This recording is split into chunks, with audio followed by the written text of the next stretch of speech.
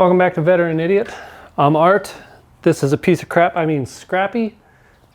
These are some new seats and a steering wheel. We're gonna pick up where we left off last time with this thing not running at all. Cue the intro.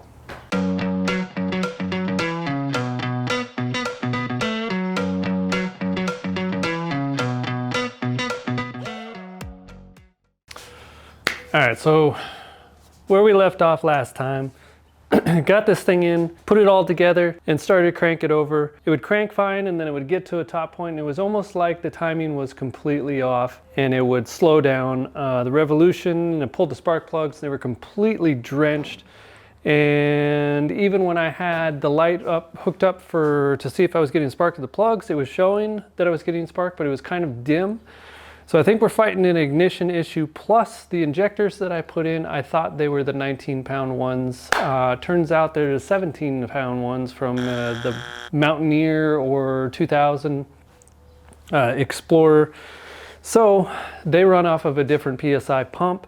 So at the 39 PSI that this runs, it's about 17 pounds. And I'm curious, maybe there's some issue there with impedance and we're just dumping a bunch of fuel into the cylinder. I don't know. I'm taking them back out. I bought a reseal kit for the injectors that came on there. I'm going to try and clean them up as much as I can, and hopefully they'll work. And we're going to slap those back in. Plus I'm going to pull the valve covers off. I'm going to make sure everything is good to go. But I picked up some seats for this thing. These things are minty. $125 for these things. You just got to be patient. You'll find deals like this. They are 100,000, 2,000,000% better than the seats that are in here. And in case you don't remember, this is what they look like. Also, was able to pick up a damn near brand new 90s steering wheel for this thing. We're gonna slap it in. It doesn't have the boom boom bag in it. That's okay with me. These things were a little temperamental, but $25 for this one. The deals are out there, I'm telling you. You just gotta find them. Unfortunately, I can't ever find them for the 351, so we'll keep looking on that end. But I guess we'll start digging into this. Actually, you know what? I've got something else. A friend bought some of those boxes from WhistlinDiesel where he crushed up the cars and threw them in these little clear cases and then sent them off. Well, he bought a couple of those and I thought it would be cool to open them on here. So supposedly one of these is a Ferrari and the other one is a G-Wagon. If you guys are familiar with WhistlinDiesel, he's kind of a love-hate type thing. Lots of people hate him, and that's a lot where his popularity comes from. He plays it just right. People get mad at him. He destroys the cars that they wish they could have and stuff like that, and people love or hate him. On my end, I think it's pretty friggin' genius, the system he's got going on. People love-hate these days. And so he's profiting off of that hate, and I think it's pretty genius. I think his stuff is humorous. Personally, it's more of a slapstick style comedy, and I live off of that. So we're gonna open these up, check them out, and see what we can find in them real quick. I doubt either of these are gonna have the emblem in there. I think that's a huge, probably not. But we'll see what we got in here in this first one. Yeet! Packaging's nice. This is the G-Wagon, or what's left of some pieces for the G-Wagon. Comes with a nice little serial number and a signature. Assembled by the fine Germans, disassembled by the finest Americans.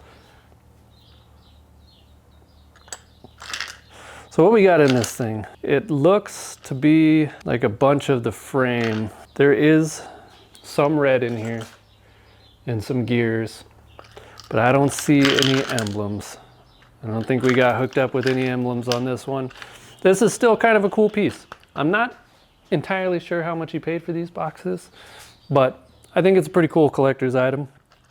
Who knows at what point and how big he'll get. I mean, hate is profitable and he is turning that ticket in. Let's see what we got in this other one here. This sounds like a lot more aluminum than that one. That one feels heavy, lots of steel. This one feels like a lot of aluminum. All right.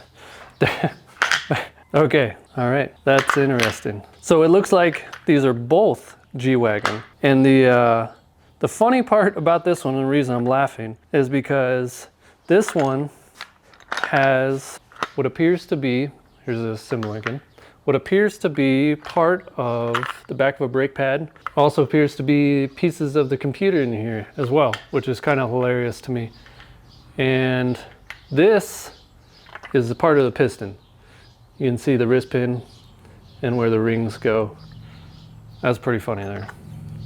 Not sure what this adjustable little guy here is, and the rest of these pieces, some sort of gear to something, maybe timing. That's pretty funny. I think this stuff is hilarious. I think it's great. It's good stuff. That's kind of cool that he got these. I might have to get some next time. I kind of destroyed the inside of the box chattering around in here. It's kind of unfortunate, but still a cool little collector's keepsake.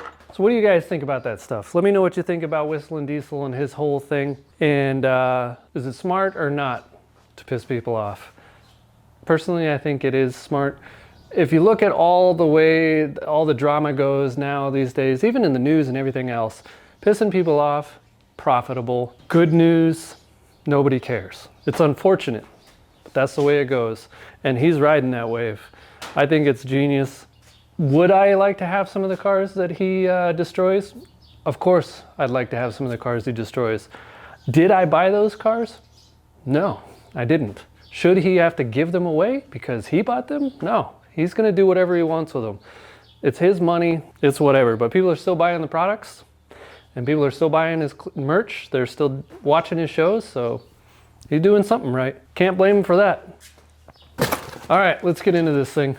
All right, so one of the first things I'm gonna do before I start ripping all this stuff out is I'm gonna pull out all of the spark plugs on both sides, and I'm gonna turn it over again, and I'm gonna see if it changes. If we got a point where it's slowing down, even with all the spark plugs going up, we got collision, and that is bad, bad, bad, bad news. I'm hoping it's not that, but I also wanna see if it's shooting any fuel out of the cylinders. So it really shouldn't be dumping that much fuel into the cylinders. So we'll go through, we'll pop off all these spark plug wires and the cap. I've been avoiding this thing all week. Didn't want to look at it. Didn't want to even consider what the issues were. But we'll get it figured out, I'm sure.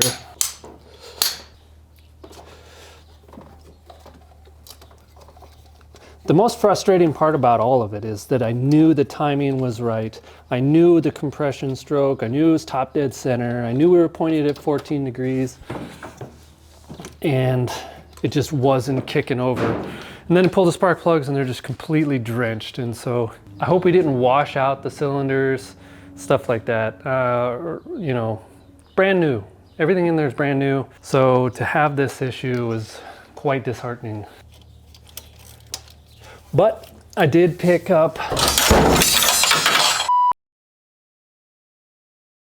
it's time for your pause for safety. If you think you're in an area that doesn't need a hard hat, there's probably a chance that you're in an area that needs a hard hat. And you should put one on everywhere you go, kind of like a special ed helmet. I think I have a concussion.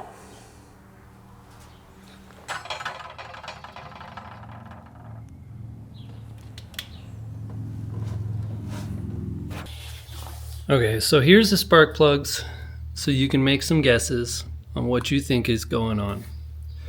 What the hell? So this is 4, 3, 2, 1.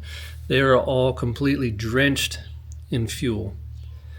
So either I'm getting no spark at all or intermittent spark and some here and there, but not everywhere. And then over on this side, 5, 6, 7, 8.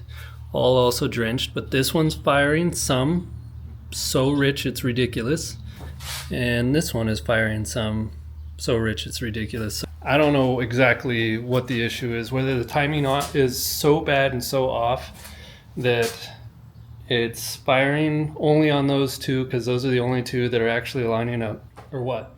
I don't know what the issue is. And so put it down in the comments there what you think is happening based on what you see here with these spark plugs, and we'll see if you're right by the end of this video. Hell, we may never figure out what's going on with this engine, but shoot me your best guess and what you think it is. Picked up an ignition module too, a TFI ignition module. We'll throw that in too, just in case that's the issue. And if we don't ever find out what it is with the ignition, I'm ripping all of that out. Gone. Carburetor, done. Turn the key, start, go. All right, now that all the plugs are out, we are free of any compression at all. Ignition is off. Let's turn it over and see if we got an issue.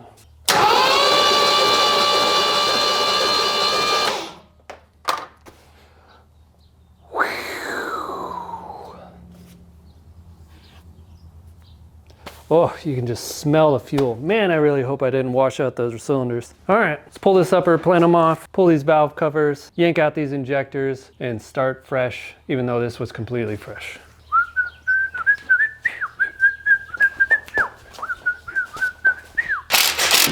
So I had GT40, the tubular style, on my pre-runner Ranger. I had MSD, I had the ignition running through 6AL, I had all that stuff, and man, the thing would cut in, cut out, any vibration or anything else like that, whether there would be a ground issue, I put so many ground straps on that it was crazy. Ended up just getting rid of it completely and putting a carburetor on, and that thing had more power and ran better than it ever did before. And it's unfortunate, but that's kind of where I'm at with these old ignition systems. It's just not the amount of money you got to put into it to make this work when it's just as easy to throw a carburetor on it. Yeah, you got to tune it every once in a while, but maybe we'll throw a Sniper EFI on it. Who knows? This system is just so finicky. It's just frustrating, super frustrating. That's enough of that. Let's get it off there.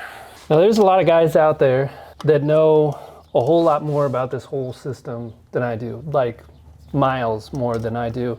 And they know all the tips and tricks and isolating wires and keeping specific grounds and keeping spark plug wires away from everything, reducing noise and interference and all that other stuff. And like, that's a lot of work, man. And that's a lot of constantly doing that. It's not just doing it once and it's done and good to go. You're constantly chasing that stuff, trying to get that extra spark and everything else. And just really all I'm saying is it's just as easy to slap an HEI on there. Yes, you can get some interference with that as well, but let's slap an HEI on there and something that just squirts out fuel when air's flowing through it. There's just something about that simplicity that's alluring, you know? Forgot about this sensor. All right, we'll leave that there for just a moment. Let's pull this fuel rail off. Is there a chance this fuel pressure regulator is bad? Sure, but I got a tester to figure that out, and we can go and take a look at that too. So I took out all the Explorer injectors, and now we're going to replace the O-rings on these and try and clean them up some, just to see maybe it'll help. Maybe there was an issue, some stuff in it, stuff like that. So we're gonna blow them out, clean them out, replace all these caps. I've got O-rings and caps. Focus. Nope, there we go. These caps on top are all cracked. Some of them are actually even missing. So we're gonna replace all those and the O-rings, spray them out, clean them out the best we can, throw them in and see if it helps at all. I mean, what's the worst we could do? Flood the cylinders again? That's pretty bad. That is actually pretty bad. All the O-rings and caps are swapped out. All this is cleaned up. I need to pop these valve covers off real quick. We'll run through the timing, make sure things are going up and down as they should, and then we'll slap it all back together and see if we changed anything or we fixed it. Thinking maybe it's the TFI, but hopefully these injectors are just the issue. We'll put it all back together, try it with the injectors first, and if it doesn't kick over again, then we'll replace the TFI. And if that doesn't work, like I said, we'll just burn it to the ground. Okay.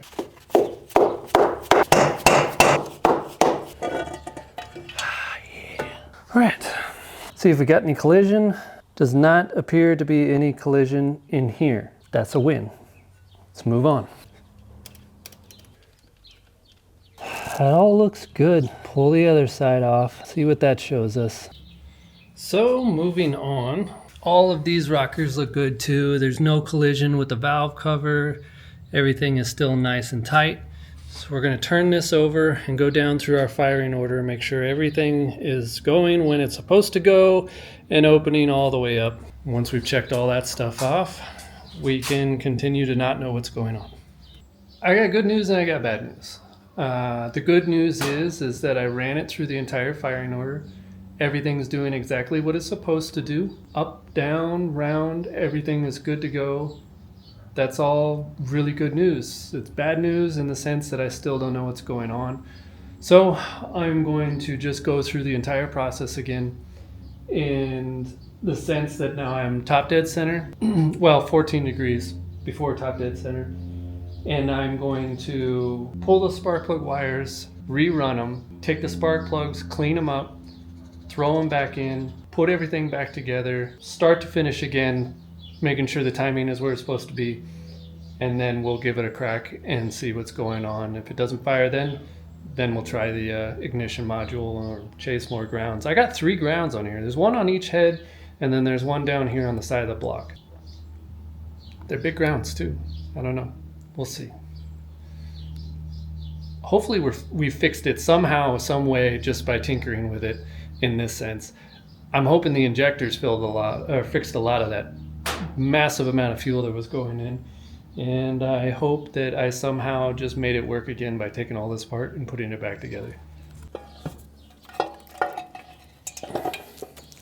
Once again, the rims of these aluminum valve covers are really sharp, in case you were wondering. I know there was at least a few of you that were, where did all the nuts go? What the heck, bro? Here we go again with missing crap. They're all on the floor. How'd that happen? It's still missing one more. Where the heck did it go? Sweet. It's probably on a cross member somewhere. Engine bays are nut and bolt Narnia. They all just vanish, never to be found again. Sweet. Missing Juan. There it is. Look at that. Seek and you shall find. Not sure that's exactly how that works, but sweet. Okie doke. Intake manifold gasket looks good still.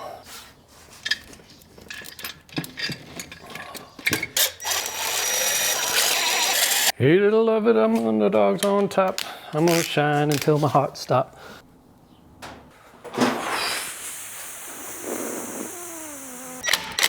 Alright, idle air control still disconnected. Bung is still out of the distributor plug, and we're at 14 degrees. Let's rerun all these spark plug wires, and then we can give it a try. Okay. 1, 3, 7, 6, 5, 4, 8. All right. Okay, everything's hooked up there. Let's hook up this mass airflow. Mass airflow is plugged in. Coolant temp.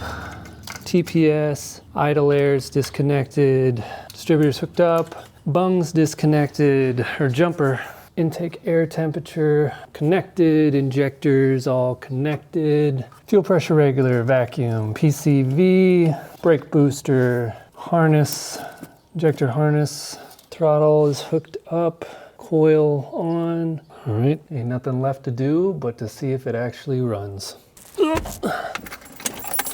Key is on. Let me get the timing light hooked up first. All right, friends, go ahead, wrap on that piece of wood again. Let's see if we got it. There we go.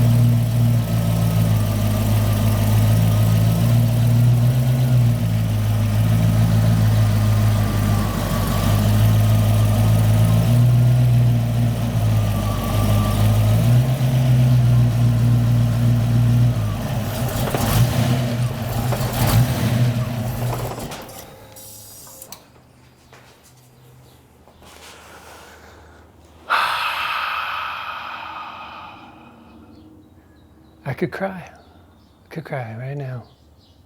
I'm not going to because I'm strong. We did it. Fire's up. I didn't look to see if there was oil pressure. Let me turn this idle screw in, fire it up again, see if I can't get some readings inside. Oh man, beautiful, beautiful, so beautiful. Need to get it warmed up some, and then we can check the plugs again.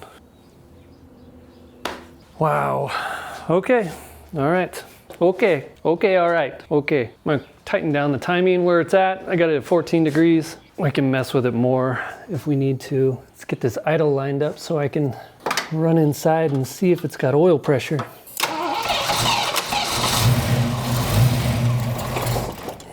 Man.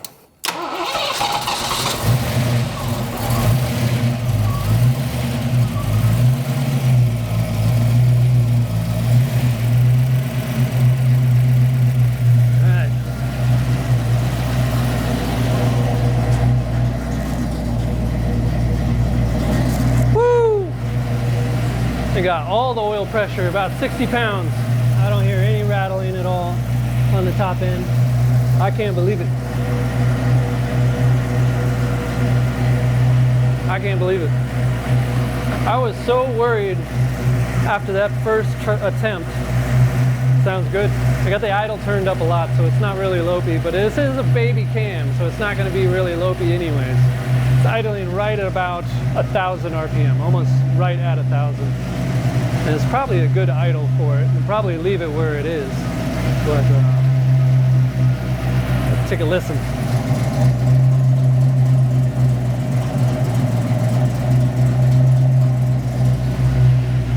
She sounds good. Sounds real good.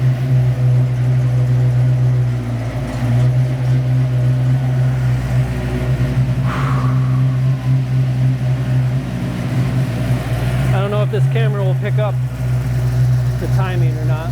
We're gonna give it a try.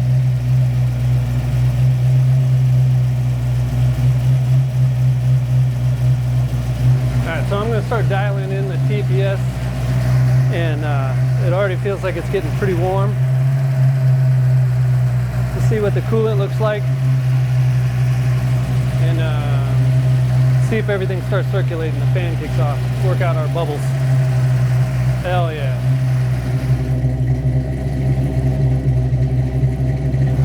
Bring the idle down just a little bit, see if it tolerates it.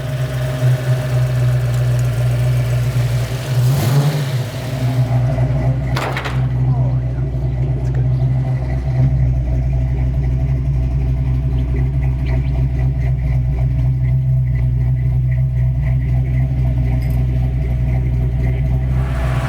Alright, it's warmed up, fans have kicked on. I'm going to start messing with that TPS. If you've never messed with one of these TPSs, you gotta stick a little needle in the green wire, and then it'll give you want between 0.9 but not above 1 or somewhere around there. I gotta look it up again, but anyways, you clip a little voltmeter between the ground and the little needle you stick in the green wire, and that's how you adjust your TPS. And then you idle it to where you need to, as long as the idle air control is off and the distributor jumper is out, to be able to set the TPS without any issues. Sounds pretty rowdy for a baby cam.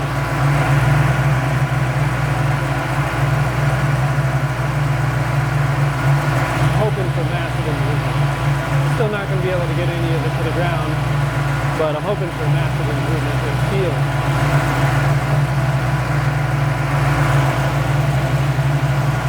It couldn't have possibly just been those injectors.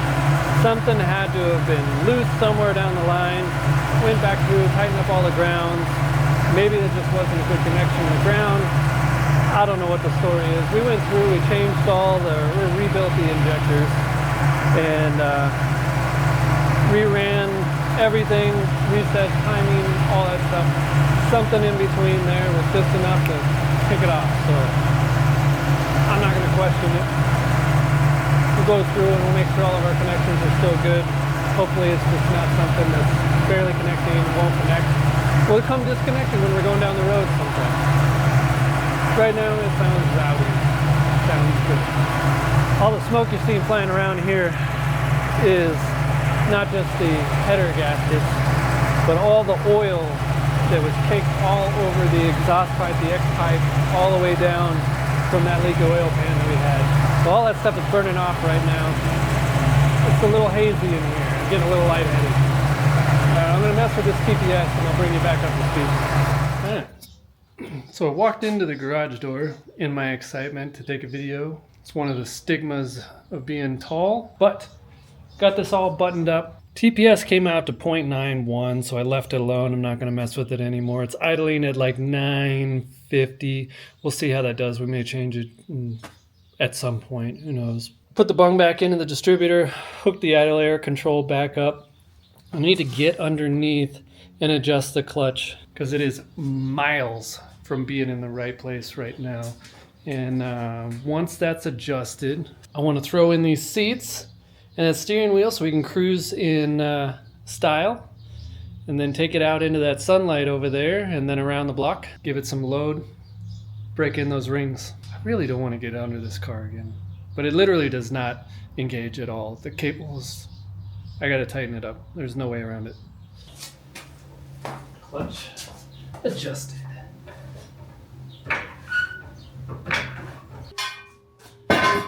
Really excited to throw these seats in. They look really comfortable compared to the piles of dookie that are in it.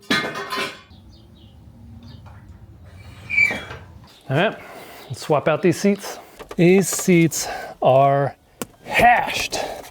Man, they are toast. Let's go ahead and get them out. Real nice, real nice.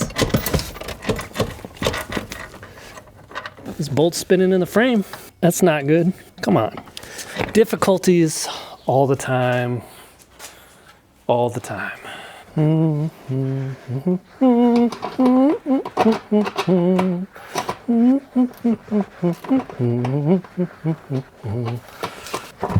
Come on, bro.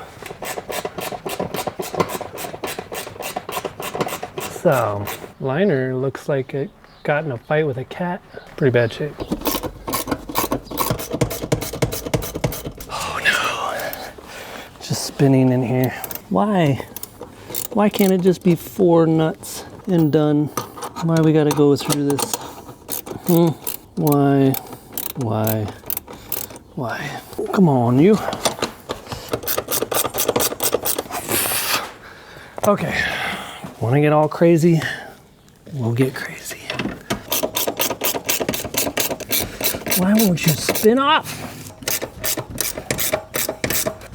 Oh my God. Bro.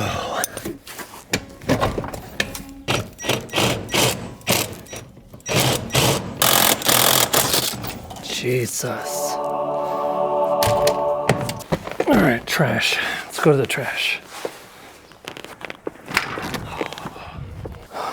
What do we do with this thing? So it appears this bolt pulled up through the floor. So they welded a plate down, stuck the bolt back in there, but the stud wasn't pressed in, and so it was just flopping around in there and spinning. Couldn't loosen it up. They tore up the carpet too doing it. What a beautiful morning. Okay, all right, we'll figure this out. We together will figure this out. All right, plug her in for that lumbar. Let's see if we can get this up in there. And if we can, that'll be amazing. Ow!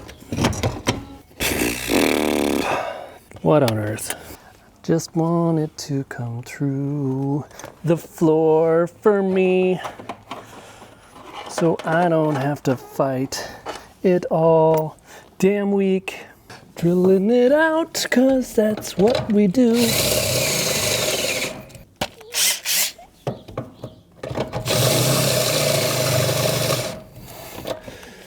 Why is this battery junk? Oh man. Might have done it. That is beautiful. That needs one more bolt.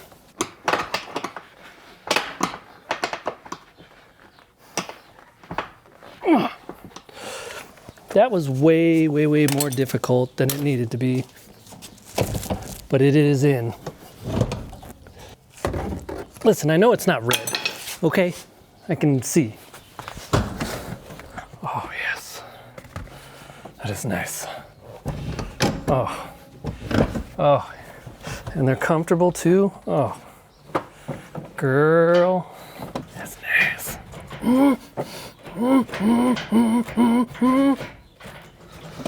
Alright, I'm gonna switch out this seat. Seats are installed, steering wheel's installed. It looks 1,000,000 times better now that it's all installed and good to go. Alright, let's get this thing fired up, get it out on the road.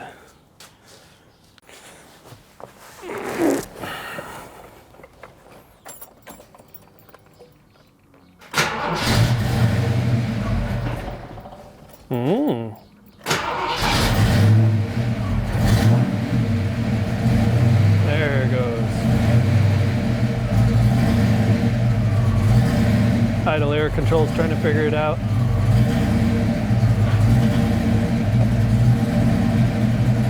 There she goes. Don't worry about that little guy. What? Well, adjusted the clutch a little bit more, should be good to go. Let's go out and see if we can't break this sucker in properly. So, I don't know how well you guys can hear me. I gotta keep the windows down, it's pretty hot out here. It's a little bit surreal. This thing drives really, really well this far, although it's not completely broken in. But the clutch still needs a little bit more adjustment, and it is a little touchy on the idle. You got to kind of give it a little bit of gas to get it to go up. It's kind of like maybe a cam thing, but what I'm going to do is I'm going to drive around for a little bit, and I'm going to put it in 4th gear, kind of a lower speed, and I'm going to load up the engine. I'm going to give it some throttle and load it up for quite some time, simulate like an engine dyno to seat those rings. And then we'll see how it goes. I may back the timing off a little bit. Seems to get hot pretty quick.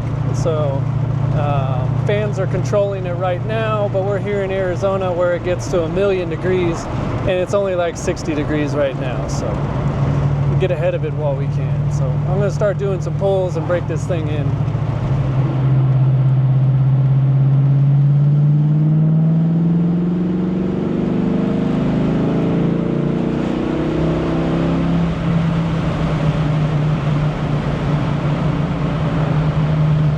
To put a lot of load on the engine. Doesn't have any problem picking up.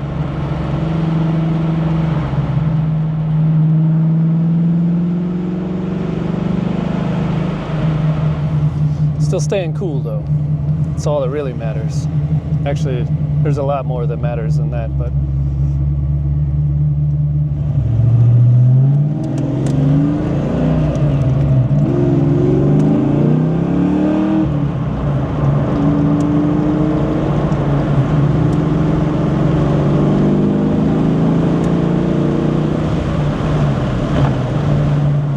pretty hard. Like I said, it's hard to load up. This car doesn't weigh anything, and it just wants to pull. It sounds really good though. I will give it that. It sounds amazing. Oh, really good. Clutch definitely needs adjusting. Again.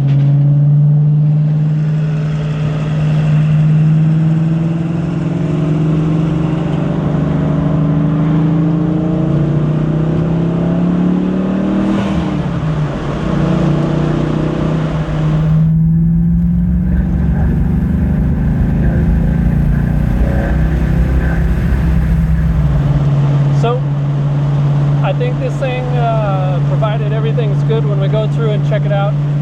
it's gonna be a nice little ripper until we get a 351 or something built, or go heavier into this one.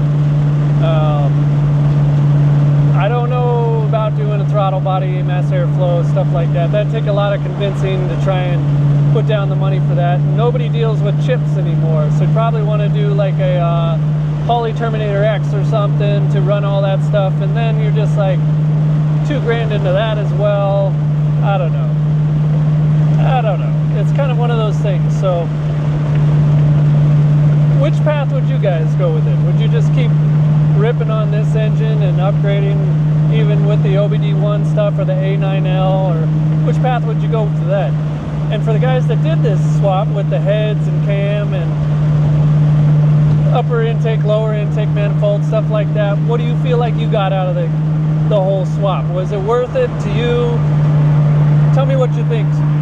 So far it sounds really good, and it pulls pretty hard, but I'm not really getting into it. So that first time I really put it down to the floor and realize where the end of the throttle is will be the time that'll tell whether or not it's got the balls. Oh man, it runs real good. I don't know if this microphone is canceling it out or not, but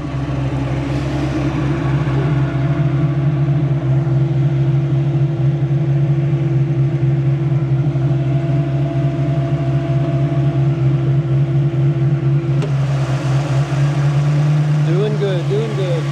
No leaks at all. Pipes are a little blue. You might be running too hot. Might have to change that timing back.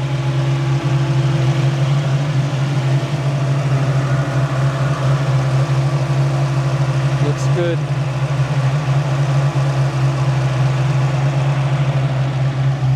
Alright. I went and stopped by Tractor Supply. Picked up the other header bolts when needed. Since those suckers look really hot, we're gonna leave them alone. And I'm gonna let it cool down for a little bit and then throw them in. And then we'll pull the plugs and see what they look like.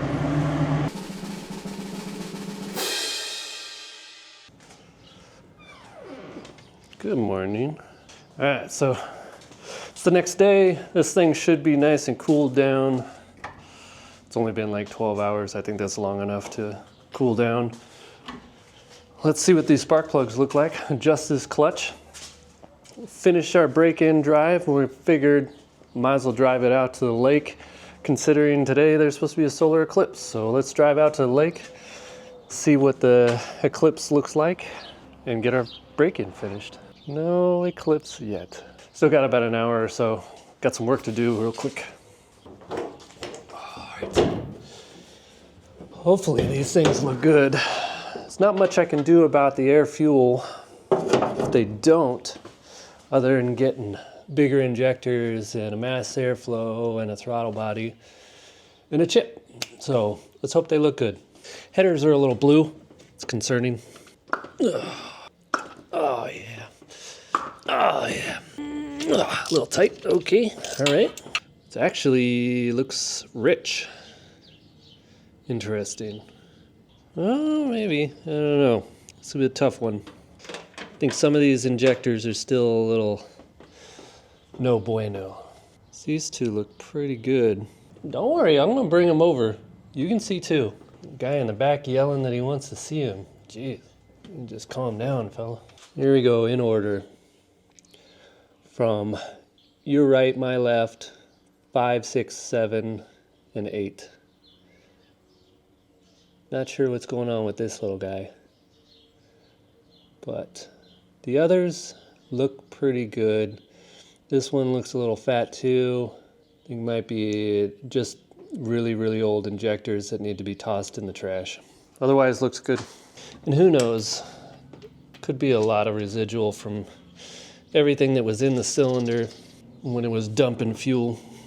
Okay, plugs on this side look very similar. Well, I think there was only one rich one on this side. The others look good. So I'm going to chalk that one up just to the injectors. Just probably got the worst spray pattern on the face of the planet. If I happen to come across some 24-pound or even some 19-pound Explorer injectors, we can throw those in, and they have that better spray pattern, it got better fuel mileage, it's just better atomization altogether. And so we can toss those in if we find them, if we decide to keep this setup. We'll see. All right, let's adjust this clutch.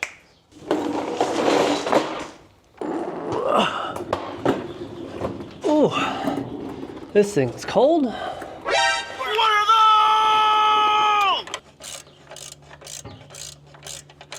That should get us in the ballpark. See what this oil looks like. One more again. Oh yeah. Fire it up, warm it up. And I'm gonna throw some air in the back tires so they're not so, and then we should be good. Cold start with the new cam.